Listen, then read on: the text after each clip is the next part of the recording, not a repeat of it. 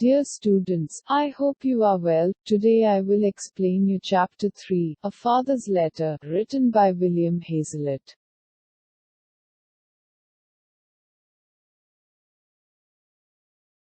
Lesson 3, A Father's Letter.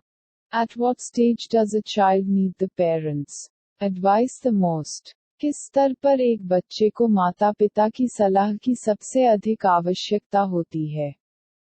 My dear little fellow, you are now going to settle at school, and may consider this as your first entrance into the world. As my health is so indifferent, and I may not be with you long, I wish to leave you some advice.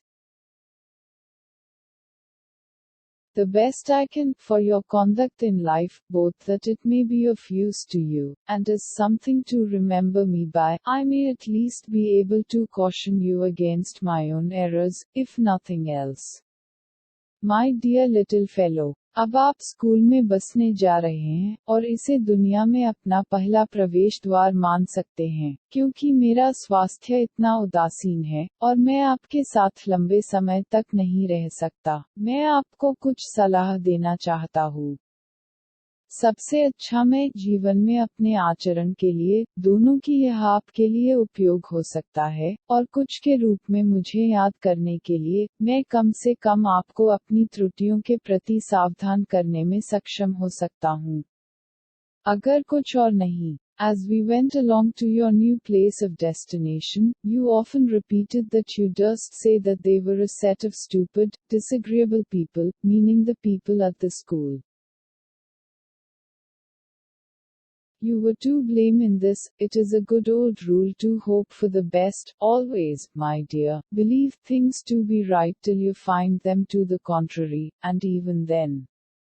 जैसा कि हम आपके नए गंतव्य स्थान पर गए थे, आपने अक्सर दोहराया कि आप डस्ट कहते हैं कि वे मूर्ख, असहमत लोगों का एक सेट थे, जिसका अर्थ है स्कूल के लोग। इसमें आपको दोष देना था। श्रेष्ठ के लिए आशा करना एक अच्छा पुराना नियम है। हमेशा, मेरे प्रिय, चीजों को तब तक सही मानते हैं जब तक आप उन्हें इसके विपरीत नहीं पाते हैं, और तब भी। Instead of irritating yourself against them, endeavor to put up with them as well as you can. If you cannot alter them, you said Wisho should not like the school where you were going. This was wrong. What you meant was that you did not like to leave home, but you would not tell whether you should like the school or till you had given in a trial. यदि आप उन्हें बदल नहीं सकते हैं, तो अपने आप को उनके खिलाफ चिढ़ाने के बजाय, उनके साथ साथ उनके साथ रहने का प्रयास करें। आपने कहा कि आप जिस स्कूल में जा रहे थे, उसे पसंद नहीं करना चाहिए। यह गलत था। आपके कहने का मतलब यह था कि आपको घर छोड़ना पसंद नहीं था, लेकिन आप यह नहीं बताएंगे कि आपको स्कूल पसंद आना चाहिए या जब तक कि आपने एक परीक्षण में नहीं दिया था। Otherwise you saying that you should not like it was determining that you would not like it. Never evils or because you cannot have things exactly as you wish. Make them out worse than they are through mere spite and willfulness.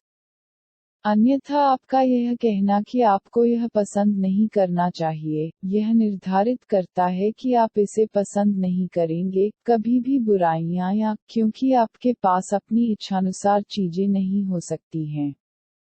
उन्हें केवल बुरे तरीके से और दुष्टता के माध्यम से बाहर कर दें। You seemed at first to take no notice of your school fellows, or rather to set yourself against them, because they were strangers to you, they knew as little of you as you did of them. So this would have been a reason for their keeping aloof from you as well, which you would have felt as a hardship. Learn never to conceive a prejudice against others, because you know nothing of them. आपको पहले लगता था कि आपके school fellow का कोई ध्यान नहीं है, या खुद को फिर से उन्हें सेट करने के लिए, क्योंकि आप अजनबी थे। आप में से बहुत कम लोग जानते हैं कि आप उनमें से थे।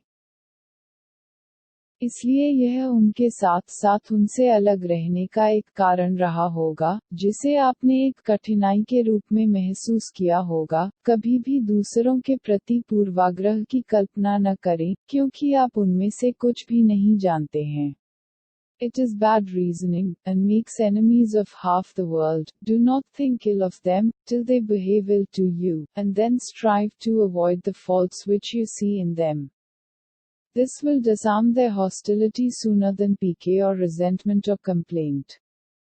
यह खराब तर्क है, और आधी दुनिया के दुश्मन बनाता है, जब तक वे आपके साथ बुरा व्यवहार न करें, उनके बारे में बुरा न सोचें, और फिर उन दोषों से बचने का प्रयास करें जो आप उनमें देखते हैं। यह उनके मनमुटाव को जल्द ही मनमुटाव या नाराजगी या शिकायत से दूर कर देगा। I thought you were disposed to criticize the dress of some of the boys as not so good as your own. Never despise anyone for anything that he cannot help, least of all, for poverty.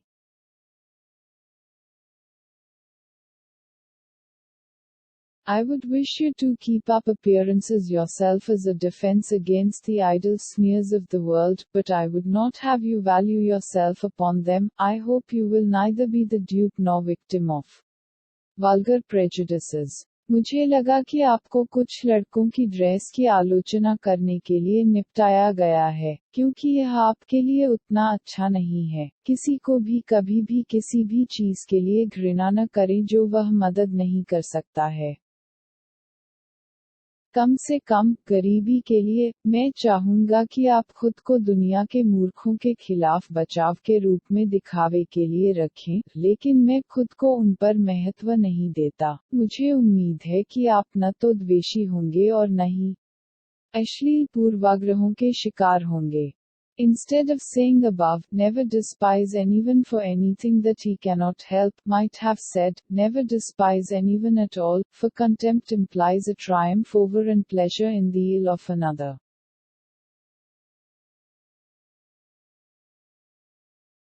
It means that you are glad and congratulate yourself on their failings or misfortunes. The sense of inferiority in others, without this indirect appeal to our self-love, is a painful feeling, and not an exulting one.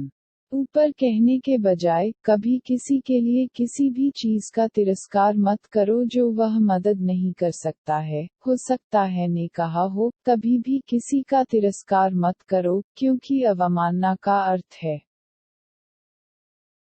दूसरे के बीमार होने पर खुशी, और खुशी का मतलब है कि आप खुश हैं और खुद को उनकी असफलताओं या दुर्भाग्य पर बधाई देते हैं। दूसरों में हीनता की भावना, हमारे स्व प्रेम के लिए इस अप्रत्यक्ष अपील के बिना एक दर्दनाक भावना है, और एक अपमानजनक नहीं है।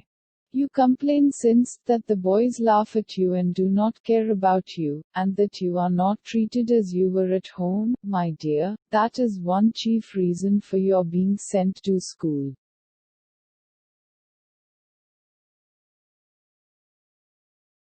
To inure you betimes to the unavoidable rubs and uncertain reception you may meet with in life, you cannot always be with me, and perhaps it is as well that you cannot. But you must not expect others to show the same concern about you as I should. आप शिकायत करते हैं कि लड़के आप पर हंसते हैं और आपकी परवाह नहीं करते हैं, और आपके साथ वैसा व्यवहार नहीं किया जाता जैसा कि आप घर पर थे। मेरे प्रिय, यह आपके स्कूल जाने के लिए एक मुख्य कारण है जो आपको अनुपयोगी रूपों और अनिश्चित स्वागत के लिए विश्वास दिलाता है। आप हमेशा मेरे साथ नहीं हो सकते, और शायद यह भी है कि आप नहीं कर सकते, लेकिन आपको दूसरों से यह उम्मीद नहीं करनी चाहिए कि मैं आपके बारे में वैसी ही चिंता दिखाऊं जैसी मुझे करनी चाहिए। You have hitherto been a spoilt child, and have been used to have your own way a good deal, both in the house and among your playfellows, with whom you were too fond of being a leader.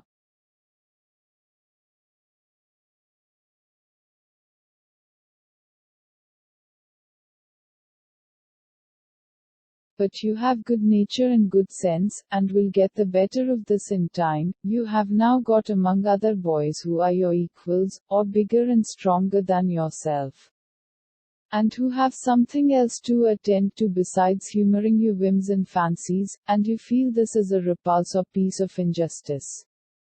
आप एक बिगड़ैल बच्चे के रूप में रहे हैं, और अपने तरीके से एक अच्छा सौदा करने के लिए इस्तेमाल किया गया है, दोनों घर में और अपने प्लेफेलो के बीच, जिनके साथ आप एक नेता होने के भी शौकीन थे। लेकिन आपके पास अच्छा स्वभाव और अच्छी समझ है, और समय आने पर इसे बेहतर कर पाएंगे। अब आप अन्य लड़कों के बीच आ गए हैं, जो आपके बराबर हैं, या खुद से बड़े और मजबूत हैं, और जिनके पास आपके स्वामियों और प्रशंसकों को नमन करने के अलावा कुछ और है, और आप इसे एक घृणा या अन्याय का टुकड़ा मानते हैं।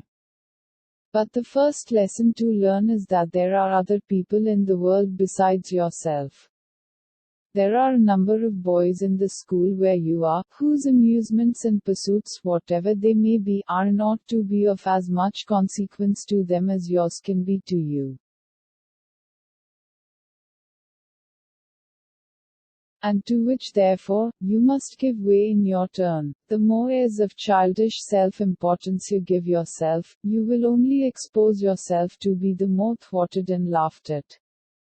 लेकिन सीखने का पहला सबक यह है कि दुनिया में खुद के अलावा दूसरे लोग भी हैं। स्कूल में बहुत सारे लड़के हैं जहां आप हैं, जिनके मनोरंजन और खोज वे जो भी हो सकते हैं,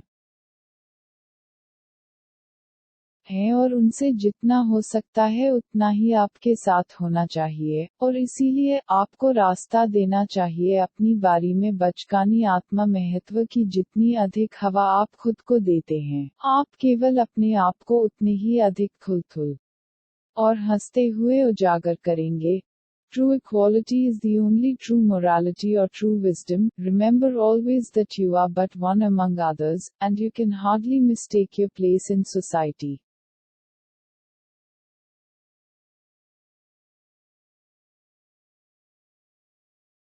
In your father's house you might do as you pleased. In the world, you will find competitors at every turn. You are not born a king's son to destroy or dictate to millions. You can only expect to share their fate, or settle your differences amicably with them. सच्ची समानता ही सच्ची नैतिकता या सच्चा ज्ञान है। हमेशा याद रखिए कि आप दूसरों के बीच एक हैं, और आप शायद ही समाज में अपनी जगह पर गलती कर सकते हैं। अपने पिता के घर में आप जैसा चाहें वैसा कर सकते हैं। दुनिया में आपको हर मोड़ पर प्रतिस्पर्धी मिलेंगे। आप लाखों लोगों को नष्ट करने या हुक्म चलाने के लिए राजा के पुत्र के रूप में पैदा नहीं हुए हैं। आप केवल उनके भाग्य को साझा करने या उनके साथ सौहार्दपूर्वक अपने मतभेदों को निपटाने की उम्मीद कर सकते हैं।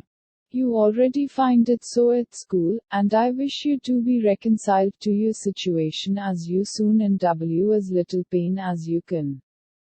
Your affectionate father, William Hazlitt। आप इसे पहले से ही स्कूल में पाते हैं, और मैं चाहता हूँ कि आप जल्द से जल्द अपनी स्थिति में सामंजस्य स्थापित करें और जितना हो सके उतना कम दर्द उठाएं। आपके स्नेही पिता, विलियम हेज़लिट।